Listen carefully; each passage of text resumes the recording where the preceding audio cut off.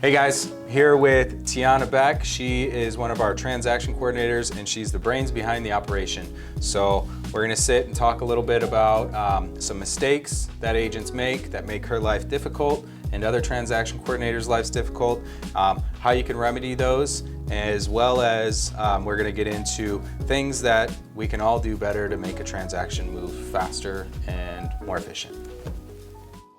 Tiana, can you tell us a little bit about the role of a transaction coordinator and why it's so important to have one? Yeah, I think it just goes back to organization, having somebody there that can be in your corner and make sure everything is running smoothly. From the jump, when we get like a purchase contract going, that's when I'll go in and open escrow and get all the contacts together. From there, we have escrow packages that are going out, and so I'm facilitating, explaining those to the client and making sure we have everything that we need. When you're representing the seller, it is your job to prepare the disclosure package and you provide that to the buyer. If you're representing the buyer, that comes from the seller's agent. So knowing who kind of handles what and what to expect from each party is also very important. Facilitating inspections and making sure things are getting done on time and that we're receiving things back on time.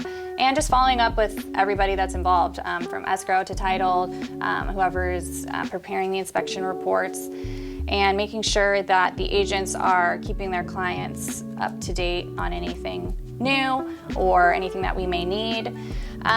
So a transaction coordinator really is just like the organizer, the day-to-day, making sure that everything's getting done on time. So everybody seems to think that real estate is all glitz and glam and hey, I'm gonna sell your house, or hey, I'm gonna find you a house, which it's a lot of that, but the majority of the work that gets done is on the paperwork. So Tiana, can you talk to me about, kind of what this disclosure process looks like and what mistakes can be made and how we can be better at that to make sure the transaction does go through? Yeah, so as far as the disclosure side, there can be upwards of 100 different disclosures that go into the process of selling or buying your home. So I think really just preparing your clients for what goes into that and answering any questions that they may have promptly can really make the process run smoothly and timely and avoid any delays. What about as far as like filling out the seller disclosures? I know we've had some clients that put every little repair they've ever done, any issue that ever happened, and then we have some that just want to check, done. Yeah. So what's your recommendation on that? Yeah, I would say advising your clients to fill it out entirely to the best of their knowledge and with the most information that they can. That's going to help the person on the other end make a decision on that property and be able to move forward. And it's also going to bring up any other like negotiations or terms that they may have, or just really anything that has to do with the property. So it's really important just to put everything out there on the table, and also it's going to secure and provide safety for you on the back end, that you provided everything to the best of your knowledge. They can't come back and say like, we found this, and this, and it wasn't disclosed. We want to disclose everything. So that's really important. Yeah, and I think also from an agent perspective, you want to be ahead of that. So you want to start, even when you're doing the listing, you want to start talking to your client about, I need to know everything that's going on with this house, these repairs, maybe even getting a list of what's happened, if there's been any leaks, if they've painted, if they've changed the roof out, how old certain modifications are. Because if you can get ahead of that, then you're not finding out about stuff that may or may not have happened throughout the process. And like Tiana said, you want to get that information to the buyer as quickly as possible, because I can tell you, if the buyer finds out something during a home inspection that wasn't in the seller disclosures, then they're now thinking that you as a seller are being shady, you're trying to hide something. So you really want them to know everything up front that way, because once somebody feels like you're trying to get one over on them, then they start nitpicking everything, and they want to look at, can you get me information for this? Now I want info for this, and now they want to send contractors out to look at everything. So be upfront in the beginning, be thorough with your seller disclosures, with any disclosures about the home.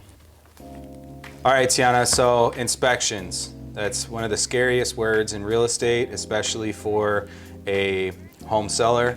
Can you tell me a little bit about what you've seen with inspections, difficulty, where people go wrong, how we can make that process better? Yeah, absolutely. So when you're looking at a purchase contract, you're automatically given a 17-day time frame to get that inspection done. In my opinion, that's just much too long. 10 days or less, I think that you can really push that and get it back also quickly. We're running on an escrow time frame, so shorter escrow means that we need to get all this stuff back in super quick.